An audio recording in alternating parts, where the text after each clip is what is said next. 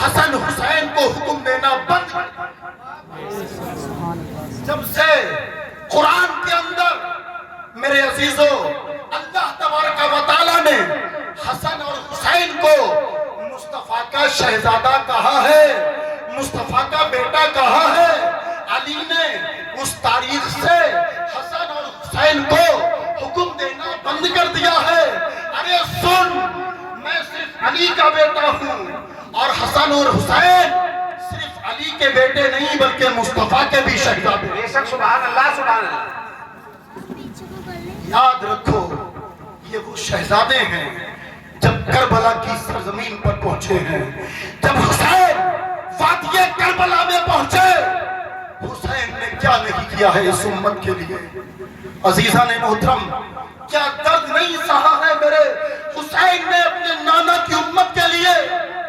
آپ یہ سمجھتے ہیں کہ دین ہم تک آسانی سے پہنچ گیا؟ نہیں میرے عزیزو، میرے عزیزو، دین زندہ، رسول زندہ ہیں، کربلا کے اصول زندہ ہیں۔ دین احمد پہ سر کٹانے کو اب بھی آل رسول زندہ ہیں، اب بھی آل رسول زندہ ہیں۔ یہ مت سمجھنا کہ قرآن ہم تک آسانی سے پہنچ گیا، نہیں میرے عزیزو، اس قرآن کو حسین نے ہم تک پہنچانے کے لیے، دین رسالت کو ہم تک پہنچانے کے لیے حسین نے اپنے خاندان کو شہید کیا ہے، اپنے پورے خاندان کے خون کو بہایا ہے۔ لوگوں، آج کیا ہم اتنا نہیں کر سکتے نانا جان کی شریعت کا پاس کر لیں؟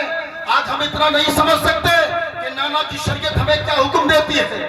آج ہم اتنا نہیں سمجھتے ہیں کہ رسول اللہ کا دین ہمیں کیا بتانا چاہتا ہے؟ عزیزان محترم، اللہ کے نبی صلی اللہ علیہ وسلم نے ارشاد فرمایا ہے، المسلم من سلم المسلمون من لسانہ و یدہ۔ یاد رکھو، خالی سجدوں سے کام نہیں چلے گا، خالی نماز پڑھنے سے ہی کام نہیں چلے گا، خالی رکوع، سجود، توبہ، جلسہ کرنے سے کام نہیں چلے گا۔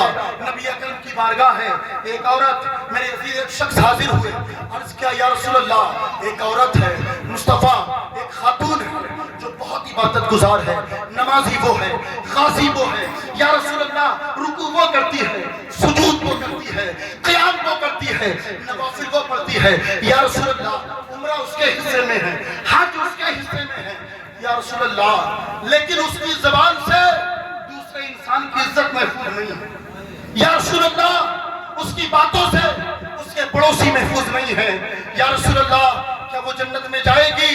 حدیث سنا رہا ہوں، آپ عمل کرنا۔ آج پڑوسی پڑوسی کا دشمن ہے، آج بھائی بھائی کا دشمن ہے، آج ہر انسان کو کاٹنے کے لیے دوڑ رہا ہے، آج ہر انسان کی عزت کی دھجیاں بلا رہا ہے۔ میرے عزیزو، آؤ نبی کی بارگاہ میں جب یہ پوچھا گیا، یا رسول اللہ وہ عورت ہے، نماز پڑھتی ہے، روزہ رکھتی ہے، زکوٰۃ دیتی ہے، حج کرتی ہے، قیام کرتی ہے، رکوع کرتی ہے، سجود کرتی ہے، مصطفیٰ نیک اعمال کرتی ہے، یا رسول اللہ لیکن اس کی زبان سے، اس کی گالی گلوچ سے مصطفیٰ اس کے پڑوسی پریشان ہیں، اس کے رشتہ دار پریشان ہیں، اس کے قریبی پریشان ہیں، یا رسول اللہ اس کا ٹھکانہ کہاں ہے؟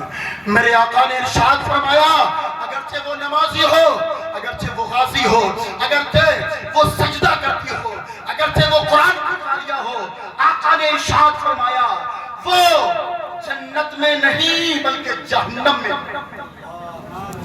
حدیث ہے، حدیث کے الفاظ ہیں، یہ حسین کی بزم ہے، یہ آخری بات کر رہا ہوں، کم از کم اس میرے عزیز جشن شہید اعظم سے آپ کچھ پیغام لے کر جائیں یا نہ جائیں، صرف اس بات پر عمل کر لینا، میرا یہ گلا پھاڑنا، آپ کا یہاں بیٹھنا انشاءاللہ بارگاہ مولا میں قبول۔ کیا کہا؟ یا رسول اللہ عبادت گزار ہے، نمازیں پڑھتی ہے، روزے رکھتی ہے، زکوٰۃ دیتی ہے، سب کام کرتی ہے، یا رسول اللہ کہاں جائے گی؟ نبی نے فرمایا جہنم میں جائے گی۔ پھر رسول اللہ کی بارگاہ میں ایک ایسی عورت کا ذکر ہوا، سن لیں ہماری مائیں اور بہنیں بھی، آج جتنے بھی اختلافات ہیں ہمارے سماج میں، ہمارے معاشرے میں، آج جو ہمارا کلچر میرے عزیز خراب ہے، یہ سب زیادہ تر عزیزان محترم کچھ نوجوانوں کی وجہ، کچھ ہماری ماں بہنوں کی بولی کی وجہ۔ بھائی بھائی میں تو نپ جاتی ہے، لیکن ایک شادی ہونے کے بعد جب میرے عزیز دوسرے بھائی کی بیوی گھر میں آتی ہے، تناؤ شروع ہو جاتا ہے۔ صرف نماز روزے حج اور زکات پر ناز مت کرنا۔ اللہ کے نبی کی بارگاہ میں پوچھا گیا، اپنی زبان سے تکلیف دینے والا کہاں جائے گا؟ آقا نے فرمایا جہنم میں جائے گا۔ پھر ذکر کیا گیا، یا رسول اللہ ایک عورت ہے جس کے پاس زیادہ عبادت نہیں ہے، زیادہ رکوع نہیں ہے، زیادہ سجود نہیں ہے، یا رسول اللہ قرآن کی قاریہ وہ نہیں ہے، یا رسول اللہ اس کی بارگاہ میں اس کے پاس حج اور عمروں کے ذخیرے بھی نہیں ہیں، یا رسول اللہ لیکن اس کا اخلاق اچھا ہے، اس کا کیریکٹر اچھا ہے، اس کی صحت اچھی ہے، اس کا کردار اچھا ہے، یا رسول اللہ مصطفیٰ وہ کہاں جائے گی؟ آقا نے فرمایا اگرچہ نمازیں کم ہیں، اگرچہ رکوع کم ہیں، اگرچہ سجود کم ہیں، اگر اخلاق اچھا ہے، اگر زبان اچھی ہے، آقا فرماتے ہیں وہ جنت میں جائے گا۔ سبحان اللہ سبحان اللہ۔ عزیزان محترم میری تقریر کی آپ بہت کوشش کر کے بول رہا ہوں۔ عزیزان محترم میں رب کعبہ کے حضور دعا کر رہا ہوں کہ میری اس تقریر میں کوئی غلطی یا خامی ہوئی ہو، میرے جملے میرے عزیز کسی کو ناساز لگے ہو، رب کے حضور میں عریضہ پیش کر رہا ہوں مولا، میں اپنے گناہوں سے تیرے حضور توبہ کر رہا ہوں۔ اے اللہ میری اس تقریر میں جو غلطی ہوئی ہو اپنے حبیب کے صدقے میں معاف فرمائے۔ استغفر اللہ ربی من کل ذنب واتوب الیہ۔ لب